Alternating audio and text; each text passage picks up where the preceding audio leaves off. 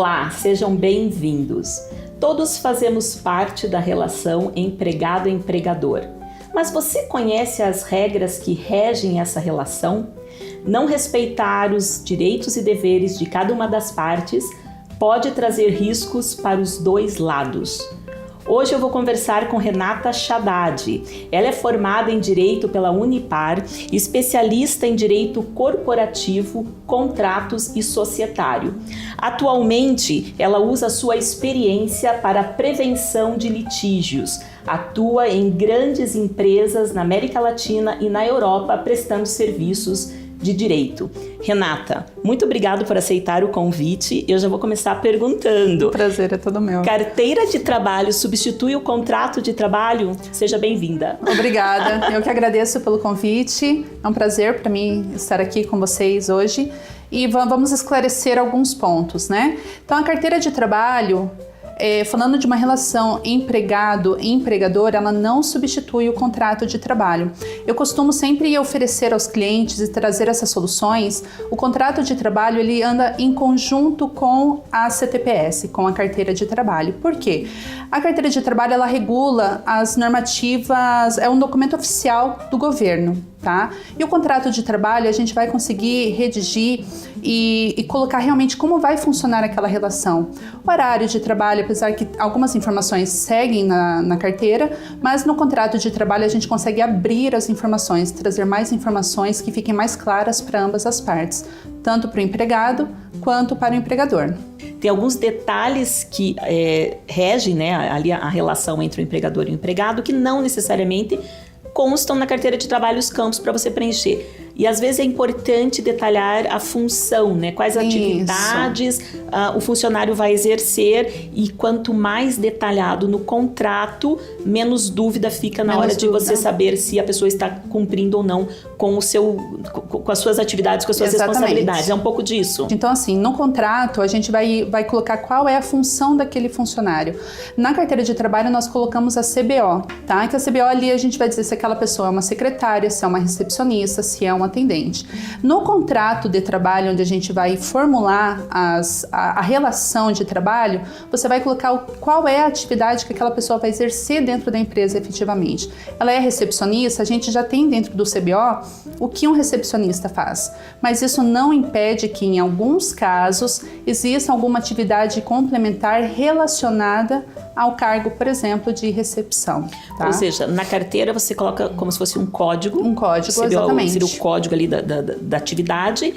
E no contrato você traz a função, todas as atividades. Isso mesmo. E eventualmente você pode ter algumas atividades, apesar de você ter ali no código descrito o básico, a pessoa pode, às vezes numa loja, como a gente estava comentando, né, o funcionário pode retirar o lixo ou limpar as mesas, e aí a gente tem que garantir que essas atividades estão detalhadas no contrato. Exatamente. Então a gente chama que são as atividades relacionadas, tá? Então acaba que isso daí gera um conforto maior para o empregado e para o empregador, porque você está deixando claro o que você tem que fazer. Você está deixando claro as suas obrigações, as suas responsabilidades dentro daquela função.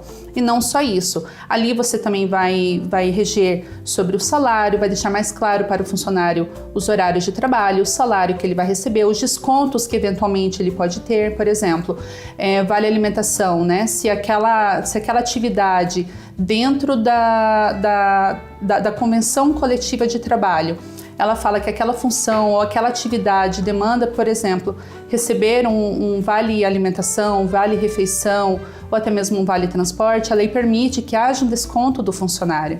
Então isso daí você deixa mais claro para o funcionário, para depois ele não alegar, eu não sabia disso. E isso não consta na carteira? Não consta na carteira essas informações. Então assim, sempre que você deixa o preto no branco, fica mais fácil. Fica mais fácil. O combinado não custa caro. O combinado não custa caro. E é para isso que eu sempre utilizo o contrato de trabalho em conjunto com a carteira de trabalho. O contrato de trabalho não substitui o registro em carteira, tá?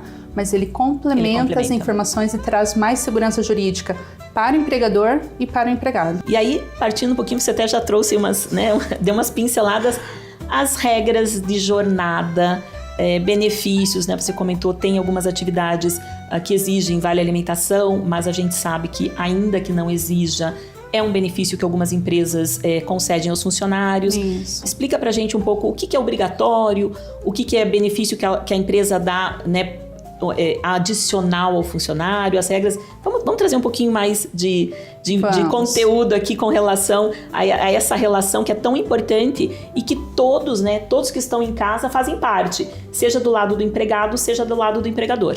Uhum.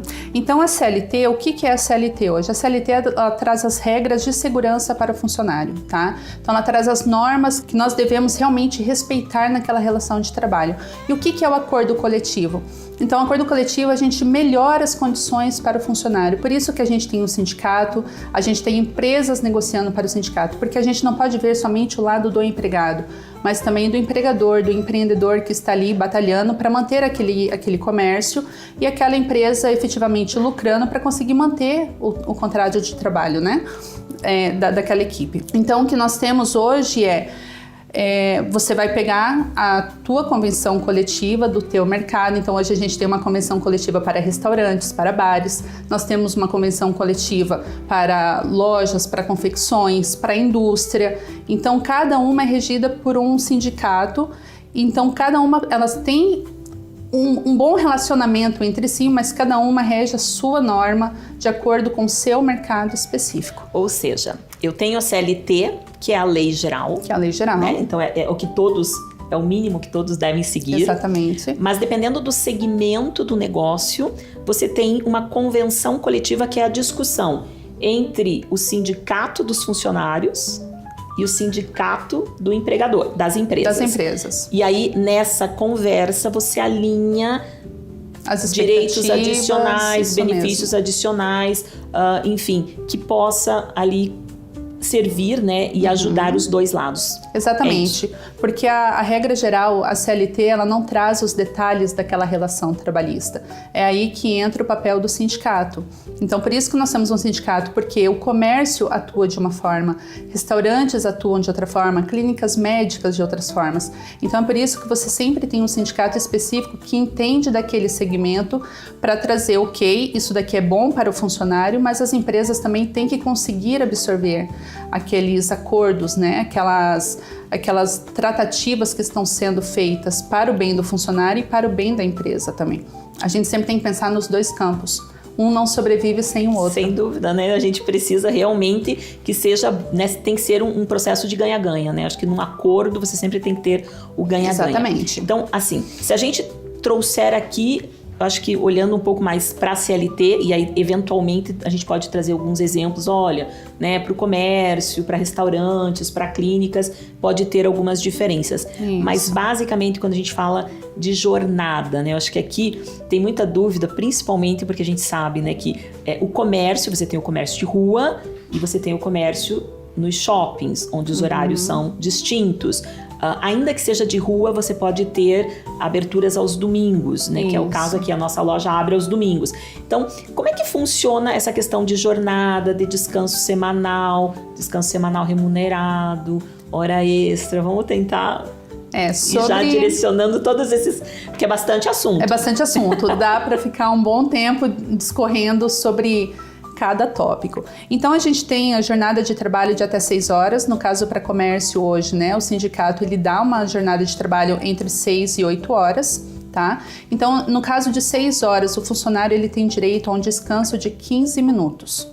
Tá? 15 minutos todo dia. Todos os dias, tá? Então é um tempinho para ele poder se alimentar, para ele poder descansar um pouquinho, tá? Quando o funcionário ele tem uma jornada de 8 horas de trabalho, esse descanso ele aumenta para 1 hora, podendo seguir até 8 horas, porque lembrando, nós temos uma jornada de trabalho de 44 horas semanais. Então a empresa hoje ela pode se ajustar dentro da sua jornada. Então eu posso dar 2 horas de trabalho e compensar ao sábado. Então no sábado aquele funcionário vai trabalhar para complementar as 44 horas semanais, ou ele vai fazer menos tempo de descanso, não sendo menos do que 1 hora, para poder compensar o sábado, ou seja, não é compensar a palavra, na verdade, ele não precisar trabalhar no sábado para complementar as 44 horas semanais. Ou seja, na escala de 8 horas, você teria 44 horas por semana. Isso. E aí, o descanso diário seria de 1 a 2 horas. Exatamente. E esse que normalmente, como numa escala de 8 horas, isso acaba sendo ali o horário do almoço. Do almoço, né, exatamente. que o funcionário faz. E a escala de 6 horas, o descanso é de 15 minutos. 15 minutos. Esses 15 minutos, também ali dentro, a pessoa folga, e aí dentro do horário tem que ser metade, tipo trabalhar 3 horas, fazer 15, ou você pode ver um momento em que for melhor para esse descanso. Tem alguma regrinha? Não. O ideal é que ele cumpra esse horário e, claro, a gente deixa no meio, né, do caminho para ele realmente poder descansar. Porque se ele chegou e trabalhou uma hora, mas ele começa pela manhã, aquele horário não tem movimento, né? Então, se ele começa pela manhã, então, assim, não tem muito movimento. Não tem por que ele parar daqui 1 hora, né? Então, ele já folgar os 15 minutos. Então, geralmente, né, a gente usa o bom senso. O bom senso é essencial nessa hora. Diferente de uma jornada de 8 horas, que você estipula que o horário de almoço de uma equipe, né, dependendo a atividade, vai ser do meio-dia a 1 ou do meio-dia às 2 horas, né? Depende do acordo individual ali de cada funcionário. Uma empresa, uma loja, nem todo mundo precisa sair para almoçar ao mesmo tempo e aquela loja fechar as portas. Então, por isso que a gente trabalha. Uma equipe sai em determinado horário, porque daí a loja, o restaurante, o comércio, ele não fica descoberto. É que às 8 horas fica mais fácil você entender que ali no meio pro almoço. Aí, o de 6 horas valeria o bom senso, mas acaba também sendo mais ou menos no meio desse período. Na metade ali, isso mesmo. Uma pergunta. Na escala, quando você tem a escala de 8 horas, esse horário de descanso, acho que tanto para o de 8 horas quanto para o de 6, esse tempo de descanso, ele faz parte da jornada ou ele é adicional à jornada? Me explico. Numa escala de 6 horas, a pessoa fica disponível 6 horas e 15 minutos pelos 15 minutos de descanso, ou os 15 minutos está dentro das 6 horas? Não, os 15 minutos eles ficam dentro das 6 horas, tá? Ele não se soma. Se um funcionário ele deixa de usufruir desses 15 minutos, ou do teu horário de almoço de 1 ou 2 horas, depende, cada caso é um caso, isso daí é computado como hora extra. Entendi. Entendeu? Ou seja, então, os 15 minutos fazem parte da jornada ali de trabalho, tá? Então, só que numa jornada de 8 horas trabalhadas, você tem o descanso que é de 1 a 2 horas. Então, neste caso, se o funcionário não tira essa folga para o almoço, é computado como hora extra, tá? Perfeito. Vamos dar uma pausa aqui para o nosso café. Muito bom. Eu vou querer um cappuccino, por gentileza. Certo. O acompanhamento? Um petit, por favor. E o seu, Lima? Eu quero canelinha e o petit também. Tá. Obrigada, Mi. Já. Bom, falamos aqui das escalas. Nós estamos falando também dos benefícios, que tem alguns que são obrigatórios, alguns são previstos em convenção coletiva, e outros são benefícios mesmo que a empresa pode conceder. Isso. Comenta um pouquinho pra gente sobre esses benefícios. Então, tem empresas, né, que na convenção coletiva, por exemplo, dependendo o ramo da empresa, a atividade daquela empresa, ela deve conceder vale-refeição ou vale-alimentação, né? Hoje a gente trabalha mais com vale-alimentação, tá? Porque o vale-alimentação ele permite que o funcionário utilize em qualquer estabelecimento. Antigamente a gente tinha um vale-refeição que só podiam para restaurantes. Isso mesmo. Aí agora a gente tem um vale-alimentação. Agora não, né? Já há muito tempo a gente tem um vale-alimentação que ele permite que o funcionário utilize em supermercados, né? Em restaurantes. E tem as duas funções. E tem as duas funções. Tem até alguns outros estabelecimentos, por exemplo, farmácias, que já aceitam também o vale-alimentação. É um bom benefício para o funcionário, né? Porque ele consegue administrar melhor como ele vai usufruir daquele benefício que ele está ganhando da empresa. Tem algumas convenções coletivas que para determinadas funções eles exigem que o funcionário ganhe plano de saúde, ou às vezes a empresa dá como benefício mesmo para poder segurar aquele pessoal dentro da tua companhia, né?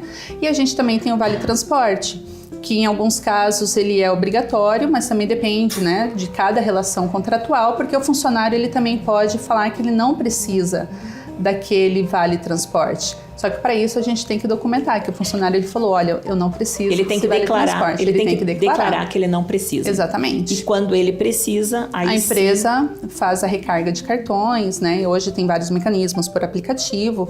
Antigamente a gente falava muito, né, recarrega o cartão, né, do Vale Transporte, e para o funcionário poder ter como se deslocar do trabalho para casa, da casa para o trabalho. E esses benefícios, então, quando estão previstos na convenção, eles são passíveis de uma parte descontar do salário. Exatamente, exatamente. Perfeito. Então, mas também é opcional da empresa descontar ou não. Então tem empresas, porque o valor ele é muito irrisório, a porcentagem, que para a empresa, claro, a gente falar numa empresa com 500 funcionários é um valor considerável.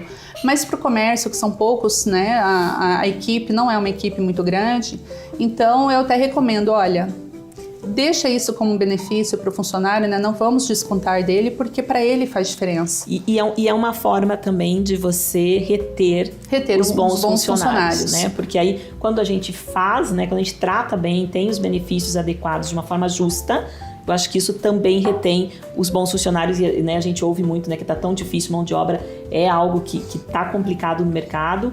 Então, quando a gente acha, eu acho que a empresa tem que também fazer a sua parte de ter ali os benefícios para os funcionários. Sim, é muito importante isso, a gente pensar em reter bons profissionais. Então, às vezes, a empresa precisa fornecer um pouco mais. Então, a gente vê muitas empresas que colocam, né? A gente tem PLR, a gente oferece auxílios, vários outros mecanismos para ajudar aquele funcionário, que aquele funcionário estando aqui comigo e ele estando feliz, ele vai contribuir mais com a empresa e ele não quer sair do meu ambiente de trabalho, né? Então eu conquisto aquela pessoa a realmente ficar aqui comigo e trabalhar, vestir a camisa, né? Todo mundo ganha. Muito, todo mundo ganha, né? Então a gente tem que pensar nesse benefício para eles. Sem dúvida. Aí deixa eu te perguntar um pouco, direitos de gestante e lactante. Então, hoje a gente tem, né, a gente tem uma... Porque a gente sabe que a mulher é uma grande força de trabalho no mercado, né? Mulher é. Então, assim, e tem a questão, né, da gravidez e ali o período de licença maternidade e tudo mais. Como que funciona? Quais são os direitos? Tá, então hoje, né, hoje não, já é consolidado isso. A gestante, ela tem direito a 4 meses de licença maternidade. Então, essa licença ela pode contar a partir da data do parto ou, em alguns casos, né, as médicas recomendam, por exemplo, começa alguns dias antes do parto previsto. Tá? Então, essa funcionária ela tem direito a 4 meses, mas também a empresa pode participar de programas que esse prazo ele se estende por 6 meses, tá? O prazo da licença maternidade. Ou seja, a regra, então, não é 6, a regra não 4. é 6, são 4 meses. A empresa ela se cadastra em um programa do governo onde ela concede 6 meses para aquelas funcionárias. O que isso representa para a empresa? A empresa tem alguns benefícios fiscais, né, de incentivos do governo também, que fazem com que ela pense, para mim é bom que ela fique durante 6 meses, ela aproveite, é um momento muito especial para a mulher, o parto, né? E a gente também, além de ser muito especial, é muito difícil também, puerpério, a gente fala do lado feminino, né? O lado mulher. Tem a parte psicológica. Então é muito importante que a mulher ela possa usufruir um pouco mais desse prazo. Então, grandes empresas hoje, elas fazem parte do programa que podem oferecer até 6 meses de licença maternidade para essas mulheres. E aí, para as grandes empresas, isso também é um benefício para a mulher? É um benefício, porque daí o governo faz uma troca com você, né? Eu te dou esse benefício, você dá esse benefício para a funcionária, né, que está gestando, que está a ponto de ter o seu bebê, de ganhar o seu filho, a sua filha, então eu vou te dar um benefício em troca, né? Porque em muitos casos a gente tem que pensar sempre uma via de mão dupla, tanto o governo com a empresa, né, que realmente gera riqueza, que está empregando aqueles funcionários, né? Muitas vezes são pais, mães de família, então o governo também tem que ser uma mão de mão dupla. Então é por isso que a gente tem essa opção. A empresa pode optar pelo prazo de 4 meses ou até 6 meses de licença maternidade para gestante. Perfeito. Bom, nós estamos assim, né, quase chegando no final do ano, né? E aí uma pergunta que sempre vem: trabalho sazonal, né? O trabalho temporário, por tempo limitado. Quais são as regras, os tipos de contrato e os cuidados que tem que se tomar? Tá, primeiro de tudo, sempre formalizar qualquer relação de trabalho, né? A gente não pode falar, olha, eu vou te contratar aqui por um prazo e não vou registrar isso daí, não vou te registrar em carteira porque é um prazo muito pequenininho. Isso gera grandes problemas. Isso tem risco? Tá? Muitos riscos, tá? E te gera problemas também. Em caso de uma fiscalização, uma denúncia, isso daí pode trazer sérios danos ao seu estabelecimento e à sua imagem, né? Porque hoje a gente quer empresas que trabalhem de forma correta, que sejam idôneas. Então não é somente pagando seus tributos, mas é como você lida com seus funcionários também. Então a gente tem um contrato temporário, que ele pode ser limitado dentro de um período sazonal. Então, por exemplo, festividades de, por exemplo, quem está na praia, né? Então, é o maior volume, o verão. Então, a gente faz aquele contrato temporário de trabalho de dezembro a fevereiro, até pós-carnaval. Então, nós temos o trabalho temporário, que é muito importante que ele seja feito através de uma empresa intermediadora, tá? Ela tem os mesmos direitos, o funcionário ele tem os mesmos direitos da CLT, mas ele não cria vínculo com a tomadora de serviços. No caso, por exemplo, você hoje contrata um funcionário temporário através de uma empresa intermediadora. Ele não cria vínculo direto com você de relação de emprego.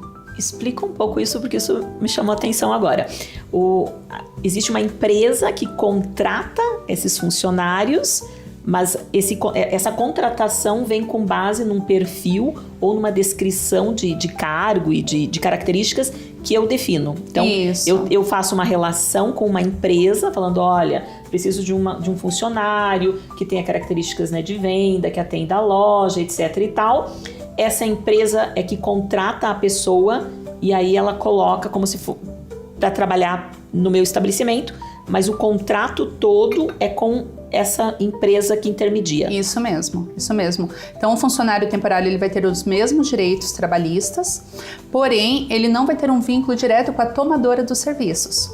Tá? Então, ele vai ter um vínculo com a empresa que intermediou a contratação dele. Isso é muito importante. Isso é super importante. Então, assim, o contrato de trabalho temporário não deve ser feito pela empresa que está tomando o serviço. Não. Aí você tem outras formas de contrato. Perfeito. Tá? Então, ok. Então você tem outras formas de contrato, de como contratar aquele profissional. Então você pode contratar ele diretamente por um prazo determinado.